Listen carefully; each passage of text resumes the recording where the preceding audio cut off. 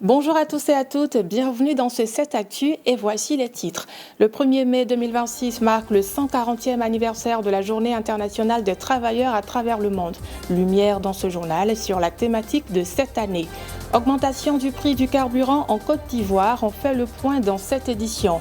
Et puis les États-Unis sanctionnent l'ex-président Joseph Kabila. Il est accusé de s'aimer l'instabilité dans l'est de la RDC via son soutien au groupe rebelle M23. La fête du travail est célébrée ce 1er mai à travers le monde. Cette 140e édition met l'accent sur un enjeu majeur, la promotion du travail décent et le renforcement du dialogue social.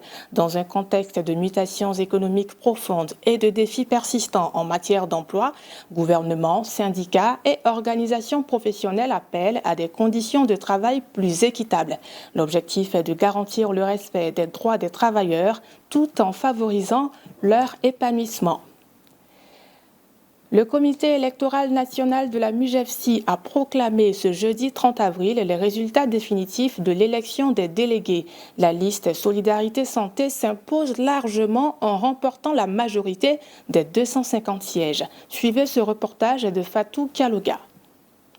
Le verdict est tombé, le comité électoral national a proclamé ce jeudi 30 avril 2026 les résultats définitifs de l'élection des délégués de la MUJEFSI. Au total, 250 délégués civils sont officiellement élus pour représenter les mutualistes à l'Assemblée générale pour le mandat 2026-2029. Le scrutin organisé le 18 avril dernier s'est déroulé dans 350 bureaux de vote repartis sur 122 sites à travers toute la Côte d'Ivoire, y compris les districts autonomes d'Abidjan et de Yamoussoukro. Ont obtenu la liste Solidarité Santé 202 délégués dans 22 sections électorales, soit 80,8%.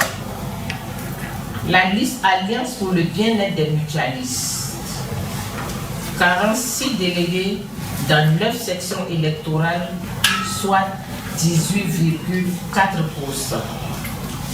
La liste Groupe Solidarité Égalité, 2 délégués dans une section électorale, soit 0,8%. Après la proclamation des résultats provisoires le 21 avril, une phase de contentieux s'est ouverte. Une seule requête a été enregistrée, finalement rejetée pour irrecevabilité. Considérant qu'en application de l'article précité, M. Kipre Thiagory Ambroise et Goussé Constant ont saisi le comité électoral national d'une requête au fait de contestation des opérations électorales des délégués de l'Assemblée générale de la MUJEFSI. Que cette requête a été déclarée irrecevable. Que par ailleurs, l'examen des procès-verbaux ne révèle aucune irrégularité de nature à entacher la sincérité du scrutin ou à affecter le résultat d'ensemble, conférant ainsi au scrutin toute sa légalité et sa légitimité. Avec cette proclamation, une nouvelle étape s'ouvre pour la mutuelle. Dès le 4 mai, la liste complète des délégués sera publiée avant le lancement du 5 au 11 mai du dépôt des candidatures pour le conseil d'administration et le comité de contrôle.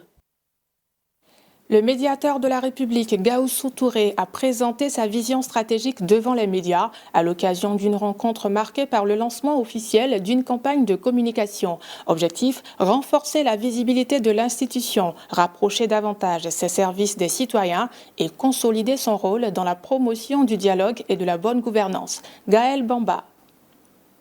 Cette rencontre avec les médias a été l'occasion de présenter les axes prioritaires qui structurent sa vision pour l'institution, tout en procédant au lancement officiel d'une campagne de communication.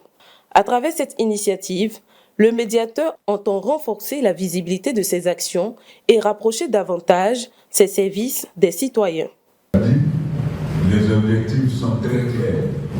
Il s'agit vraiment aujourd'hui d'être le plus proche des citoyens. Jusqu'à présent, on n'avait pas encore développé la transmission et tout comme la saisie du médiateur de la République. Au cours de cette cérémonie, le rôle du médiateur de la République a été clairement rappelé devant les représentants des médias et les invités. Il a été souligné ainsi que les professionnels des médias présents ont eu l'opportunité d'exprimer leurs préoccupations et de poser des questions relatives aux missions et au fonctionnement de l'institution. Le premier domaine, c'est tout ce qui est différent, tout ce qui est donc mésentente entre les citoyens et l'administration. Vous savez que les citoyens et l'administration peuvent rencontrer régulièrement des problèmes.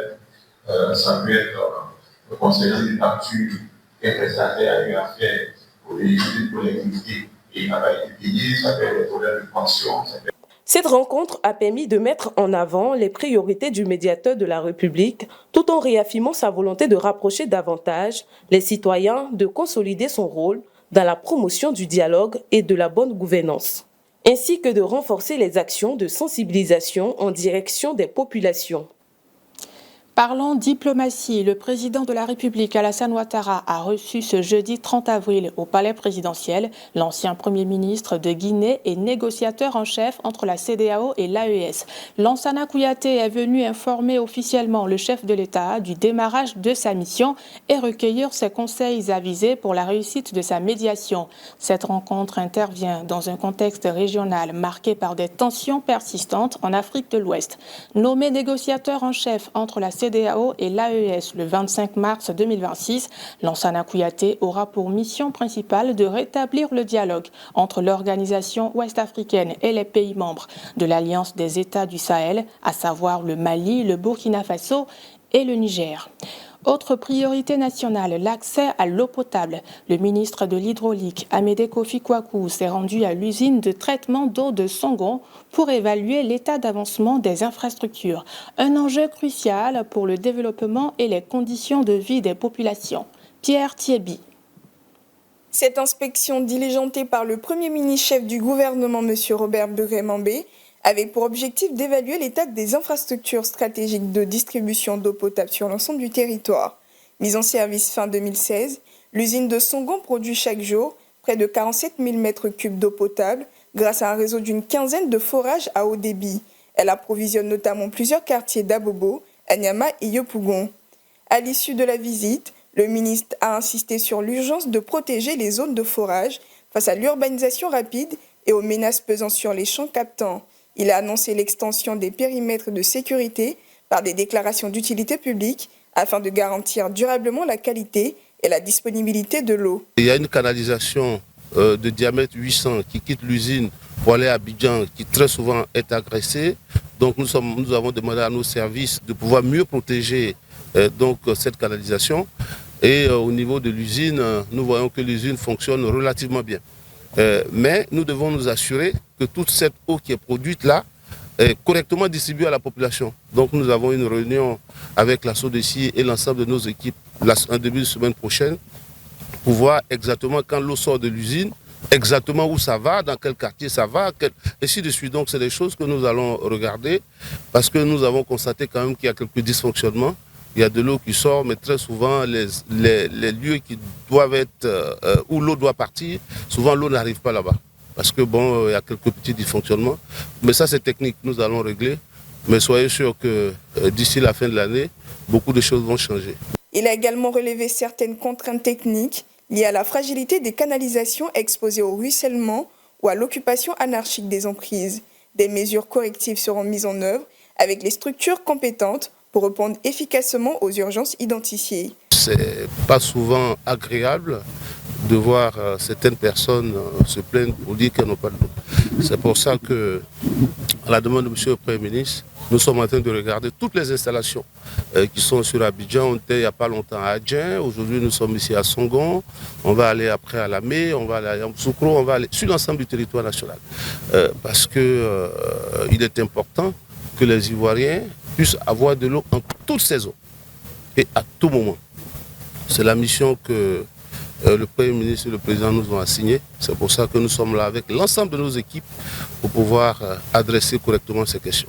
Au-delà des aspects techniques, cette initiative s'inscrit dans la vision nationale portée par le Président de la République, assurer un accès équitable et continu à l'eau potable pour tous. En Côte d'Ivoire, le mois de mai débute par une nouvelle hausse des prix du carburant à la pompe. Selon la grille tarifaire officielle publiée par les autorités, le prix du super sans-plomb augmente de 55 francs CFA par litre, tandis que celui du gasoil enregistre une hausse de 25 francs CFA. Dans les détails, le super sans-plomb passe de 820 à 875 francs le litre et le gasoil de 675 à 700 francs CFA. Cette révision s'applique sur l'ensemble du territoire national. Elle intervient dans un contexte économique marqué par la volonté des autorités de préserver les équilibres budgétaires tout en maîtrisant la dépense publique et en limitant l'impact sur le pouvoir d'achat des ménages. Et place à l'actualité internationale.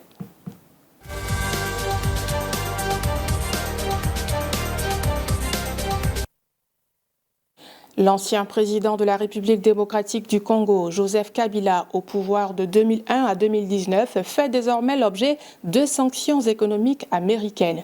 Il a été inscrit sur la liste noire de l'Office of Foreign Asset Control, un service du département du Trésor des États-Unis chargé de faire respecter les sanctions financières. Selon Washington, l'ex-chef d'État est accusé de chercher à déstabiliser les institutions congolaises en soutenant le mouvement du 23 mars, un groupe armé actif dans l'est du pays, ainsi que l'Alliance Fleuve Congo, présenté comme son bras politico-militaire. Les autorités américaines affirment également que Joseph Kabila aurait séjourné l'an dernier à Goma sous la protection du M23 dans cette région en proie à des violences récurrentes. En Ouganda, l'émotion est vive après le naufrage d'une embarcation survenue mardi dernier. Dans le district de Kagadi, à l'ouest du pays, des corps sans vie ont été repêchés par les équipes de secours sur la rivière de Ngouze, plongeant les habitants dans la consternation.